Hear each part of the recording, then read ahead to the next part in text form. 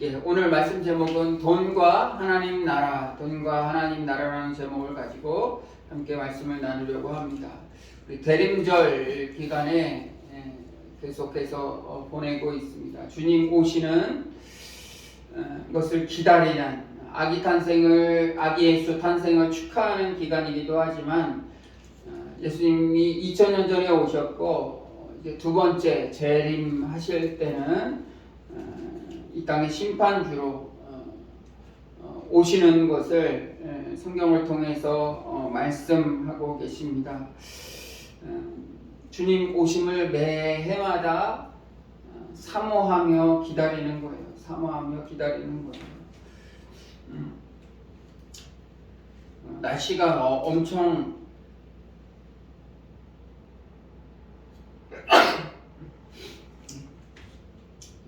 엄청 많이 추워졌습니다.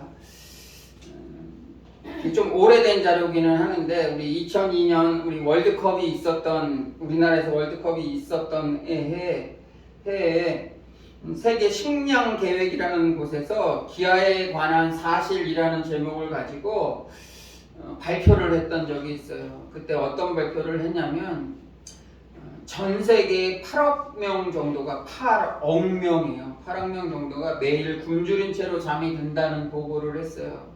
그리고 5살 이하 어린이들이 5살 어린이 이하 2억 명 정도가 식량 부족으로 인해 체중이 미달되었고 매일 2,400명, 24,000명 정도의 사람이 굶주림이나 또 그로 인한 질병으로 인해 죽는다고 그랬어요. 또 어린이 영양 실조가 정신 이상으로 신체적 장애까지 일으키고 매 7초마다 어린이들이 굶주림으로 죽어간다고 얘기를 했어요. 그러면서 마지막에 이런 내용을 썼어요. 세계의 모든 인류가 먹기에는 아직도 충분한 식량이 전 세계에서 생산되고 있다. 그러한 보고를 했어요. 수억 명의 사람이 굶주림과 특히 어린이들, 약자죠. 어린이들이 굶주리고 있는데 아직 전 세계 인구가 충분히 먹고도 남을 만한 식량이 생산되고 존재하고 있다라고 이 기구에서 발표를 했어요. 20년이 지난 지금에 이거와 같이 똑같은 보고서는 아니지만 최근의 조사로는 한 8억 1천만 명 정도가 굶주림 상태로 하루하루를 보내고 있다고 그래요. 조금 더 늘어나죠. 좀 더 늘어나요. 그런데 그때도 식량이 앞으로 부족할 수 있다라고 얘기를 했고 지금도 여전히 식량이 부족하다고 얘기를 하고 있어요. 특별히 이제 그것이 더 믿을 수밖에 없는 게 이제 세계의 기후 변화로 말미암아서 곡창지대라고 하는 미국이나 뭐 캐나다 이런 많은 식량들 밀과 쌀을 생산하는 많은 지역들이 이상 기후로 말미암아 제대로 생산해내지 못하는 상황이 이제 앞으로 더 이루어질 거라고 얘기를 해요. 전쟁도 일어나고 있죠.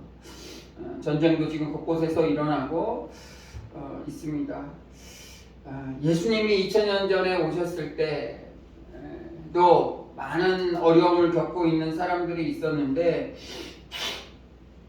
지금 예수님이 오신다면 또 어떠한 모습으로 이 세상을 바라보실까 그런 생각을 하게 돼요. 예수님이 지금 오신다면 지금 제가 조금 전에 읽어드렸던 이 상황을 보고 어떠한 말씀을 하시고 그들과 함께 또 어떠한 일들을 하실까. 2000년 전에도 예수님이 오셔서 하나님 나라에 대한 말씀을 전하시면서 말씀 사역 외에 또 함께 하셨던 것은 바로 그 당시에 어려워하고 있는 사람들, 과부들, 병든 자들, 어린이들, 핍박받고 있는 사람들, 그들과 함께 하셨고 그들을 위로하시고 또 그들과 함께 있기를 즐거워하셨어요. 오늘 본문 말씀 보시면 하늘에 보물을 쌓아두는 사람이 있고 땅에 보물을 쌓아두는 사람이 있어요. 제가 이것을 가지고 예전부터 많은 설교도 듣고 또 최근에도 이 본문을 가지고 여러 설교를 들어봤어요. 그런데 굉장히 많은 내용을 그렇게 말씀을 전하더라고요. 헌금하는 거랑 많이 이렇게 접목을 해요. 그래서 이 땅에 가지고 있는 우리가 가지고 있는 보물들, 물질들을 다 그냥 자기 즐기는데 이 땅에서 쾌락하는데 쓰지 말고 하나님께 드리자, 하나님께 다 헌금하자. 그러면 하늘의 보물을 이렇게 쌓아두는 거야. 근데 이게 그렇게 정확한 표현은 아닌 것 같아요. 우리가 이 땅에서 헌금을 드렸어요. 보물들, 예물을 가지고 헌금을 들었어요. 그러면 하늘에 쌓아진다고 그래요.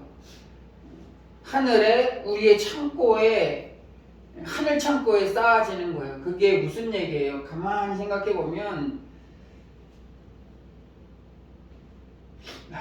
하늘에 나의 보물 창고가 있는 거예요. 나의 보물 창고가 있어서 거기에 저금을 해놓으면 우리가 하늘나라에 가서 쓸 수 있다는 그런 생각을 하게끔 만들어요. 하늘에 나의 보물 창고가 있는 거예요. 마치 저금을 하게 되면 우리가 그것을 긴급할 때나 또는 그 이자를 불려서 나중에 우리가 말년에, 노년에 아주 행복하게 쓸 수 있는 그런 예금이 되지 않을까, 그런 생각들을 하면서 이 말씀을 받아들인다면 정확한 표현이 아니고 어떻게 보면 잘못된 표현이라고 할 수 있어요. 우리가 보물하면 물론 이 땅의 물질을 얘기할 수 있어요. 근데 물질뿐만이 아니에요. 돈뿐만이 아니에요. 우리가 할 수 있는 모든 그러한 것을 다 얘기하고 있는 거예요. 그래서 탈무드에 보면 이런 얘기가 나와 있어요. 적의 군대가 한 마을을 다 포위했어요. 이제 저 마을은 이제 군대가 들어가기만 하면 정복할 만한 그런 충분한 나라예요. 근데 그 군대의 장수가 마을 사람들에게 얘기를 해요.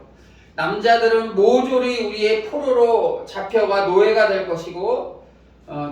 것이다. 그러나 여자들은 모두를 강면할 것이다. 마을을 떠나되 너희 여인들, 니네들이 가장 소중하게 생각하는 보물 한 가지씩 가지고 나가도 좋다라고 선전포고를 해요. 그래서 이 포위된 마을의 여자들이 마을을 하나하나 떠나게 돼요. 금반지를 가지고 또 은수저를 가지고 가장 귀중하고 생각하는 것들을 하나하나 이렇게 가지고 가게 돼요.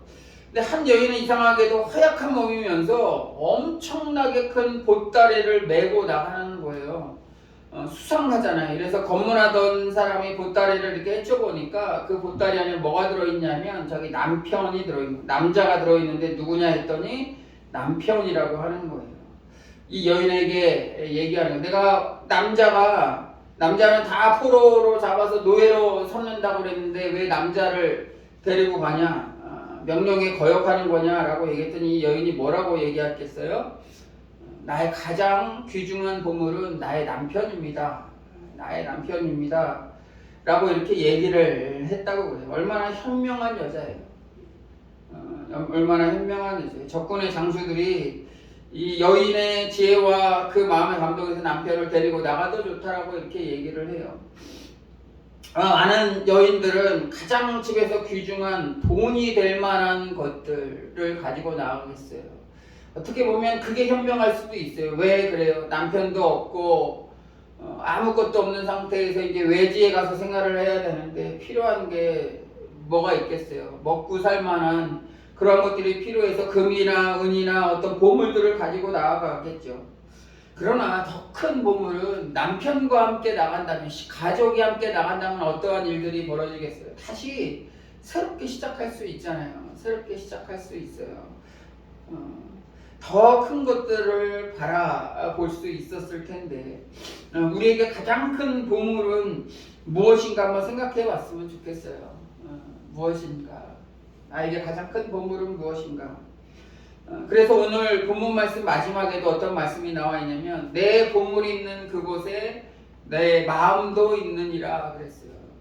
우리가 이 땅에 살면서 가장 귀중한 것이 무엇입니까? 가장 보물이라고 생각하는 것이 무엇입니까? 뭐 저마다 이렇게 대답을 할 수 있지만 우리의 행동과 우리의 살아가고 있는 모습을 가만히 보면 물질적인 것이 굉장히 많아요. 구체적으로 얘기하면 돈이에요. 돈을 위해 살고 돈을 위해 죽고 매일같이 돈 하면서 살아가요.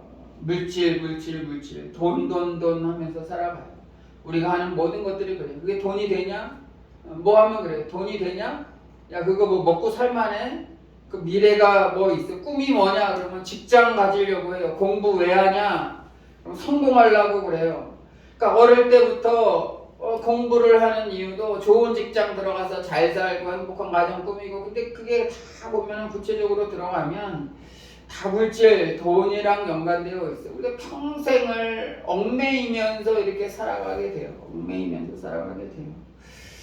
이 땅에서 얽매이지 않고 살아갔던 사람들은 물론 많이 있겠지만 성경을 통해서 여러 인물들이 그렇게 살려고 노력을 했지만 그렇게 사셨던 분은 예수님밖에 없는 것 같아요.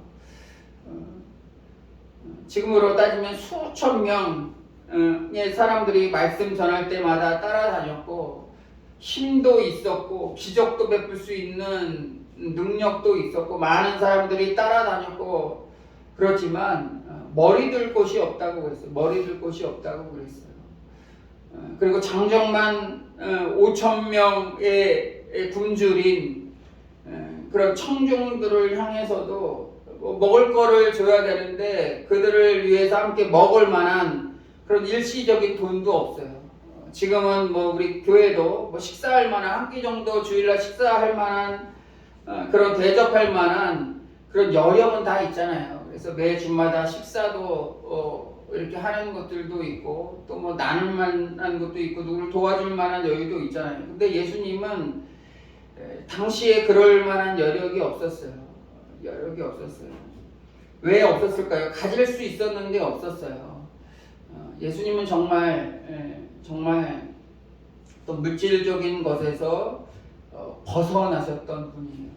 아무것도 없었는데 야 좀 이 땅에 와서 가난한 사람들 먹이고 굶주린 사람들, 과부들, 어린이들, 병든 자들 돌보려면 좀 물질적으로 저축해라. 좀 금은보화 같은 것 좀 가지고 다녀. 이런 기사들이 하나도 없어요. 하나도 없고 다 내려놨어요. 그런 거에 대한 욕심이 없었어요. 그러나 사셨어요.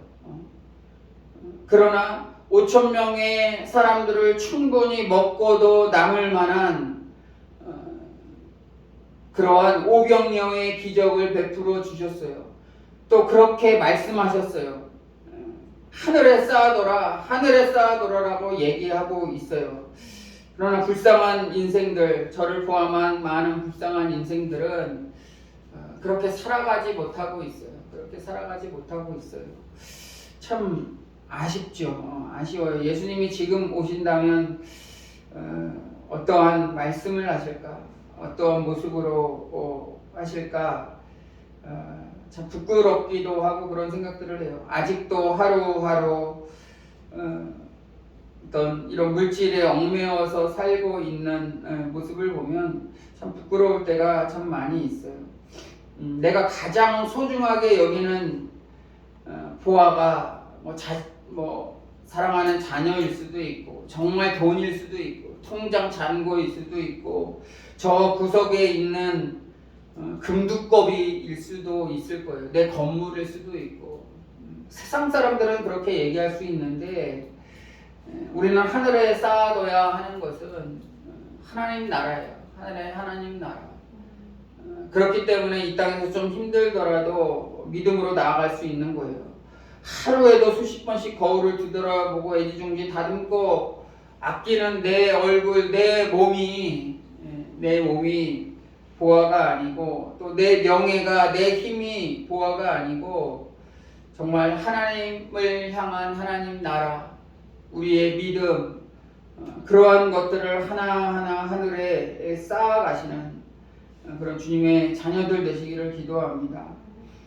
예수님은 이 말씀 중에 재물에 대한 욕심을 경계하시는 거예요. 단순한 뭐 어떤 헌금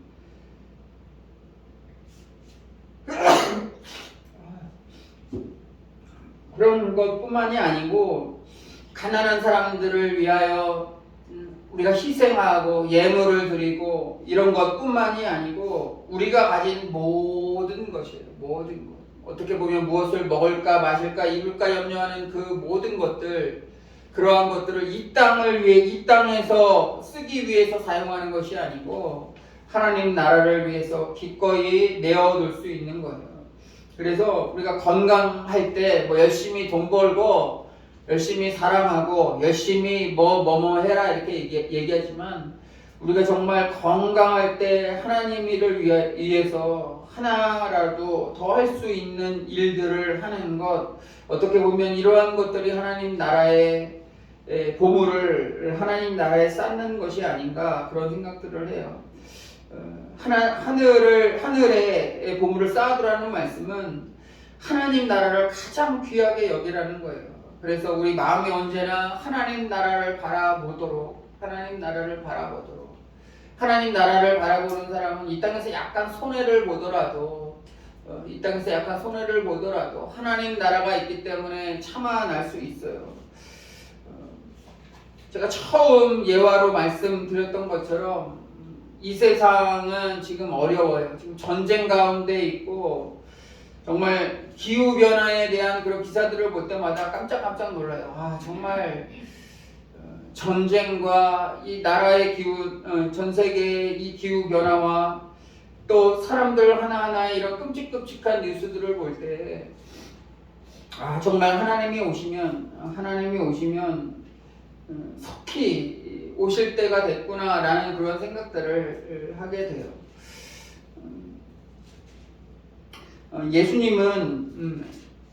예수님은 오늘 본문 말씀과 복음서를 통해서 늘 말씀하실 때 이것도 가지고 저것도 가지고 그렇게 얘기를 하고 있지 않아요. 그래서 청구론이라고 그러죠. 깨끗한 부자. 그래서 하나님 백성은 돈 많이 벌고 깨끗하게 대신에 깨끗하게 많이 벌고 많이 쓰고 또 많이 어려운 사람들을 위해서 하고 또 자기 자신도 또 써라. 자기 자신을 위해서 또 크게 써라. 뭐 이렇게까지는 아니겠지만 뭐 그런 얘기를 하는 것이 있어요. 그러다 보니까 좀 돈에 대한 물질에 대한 것도 어떤 이렇게 생각하게 되고 그래요. 근데 주님은 우리에게 말씀하세요. 택해라 그래요. 택해라. 영어로 보면은 제가 중학교 때 배웠던 영어 그게 있어요. and라고 있어요. A and B. 이게 뭐냐면 A도 가지고 B도 가지고예요. A도 가지고 B도 가지고 돈과 신앙. 돈 and 신앙. 이게 아니고 성경은 이렇게 얘기하고 있어요. 이더라고 있어요. 오아라는 건 뭐냐면 OR 이거는 뭐냐면 이거나 A나 A와 B라는 것은 A나 B 중에 하나예요. A나 B 중에 하나를 택하라는 거예요. 어떤 것을 택하겠어요? 하나님 나라와 돈 하면은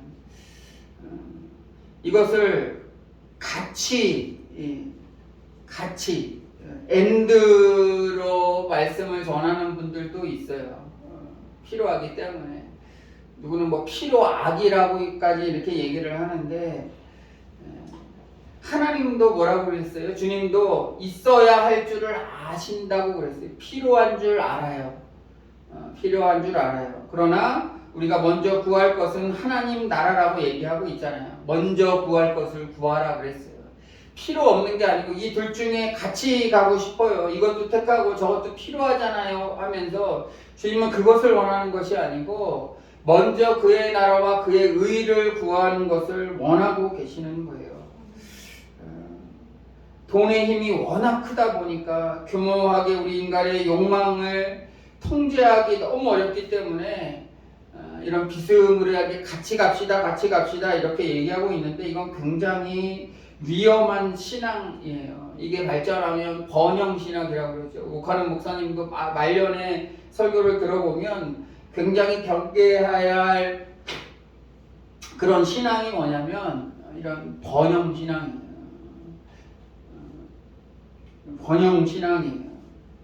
부유한, 돈 많이 가지고 있는 것에 대해서 굉장히 경계하셨어요. 예수님도 마찬가지고 아닌 것 같지만 노예가 될 수밖에 없어요. 자꾸 우리가 하나님 외에 다른 것을 바라보게 되면 그런 것 같아요. 저도 항상 경계하고 있고 우리도 그러한 것에 경계하면서 나아갔으면 좋겠어요.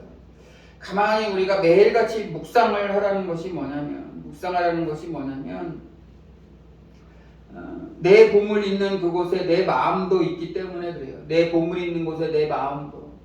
그래서 아침에는 기도로 시작하고 예수님처럼 새벽 오일업 이명에 아침에 가서 기도를 하시는 거예요. 예수님은 기도 안 하셔도 되잖아요. 능력을 가지시고 있고 그만큼 경건하고 그만큼 완전하신 분이지만 매일같이 새벽에 오일업 이명에 한적한 곳에 가셔서 기도를 하셨어요. 예수님도 기도하셨어요. 그래서 하루를 시작할 수 있는 어떻게 보면 쉼과 하나님의 뜻을 묻고 하루를 시작하셨어요. 또 예수님 제자들과 함께 있었을 때도 다 사역을 하시고 마지막에는 그들과 오늘 하루 있었던 것을 나누었어요. 그래서 말씀 전하셨던 거, 왜 그렇게 주님 그때 그런 행동을 하셨어요? 이런 말씀을 나누면서 하루를 이렇게 돌아봤어요. 그러면서 반성하는 시간도 어떻게 보면 가졌을 수 있을 것이라 생각이 돼요. 우리도 하루를 마무리하면서도 오늘 어떻게 살아왔나, 내가 혹시 물질 가운데 살지 않았나, 하나님보다 더 위에 있는 것이 있지 않았나 한번 생각해보며 하루를 마무리하는 거예요. 매일같이 이 하나님께 물어보고 또 하나님 말씀대로 살아가다 보면 주님 오시는 그때에도 정말 하나님 나라의 온전히 기쁨으로 하나님 나라를 맞이할 수 있지 않을까, 그런 생각들을 하게 됩니다. 나의 가장 귀중한 보물은 하나님 나라예요. 하나님 나라, 사모하는 하나님 나라예요. 그 보물을 잃지 않고 땅에 묻어두지 말고 하늘에 묻어두시는 복된 주님의 자녀 되시기를 기도합니다.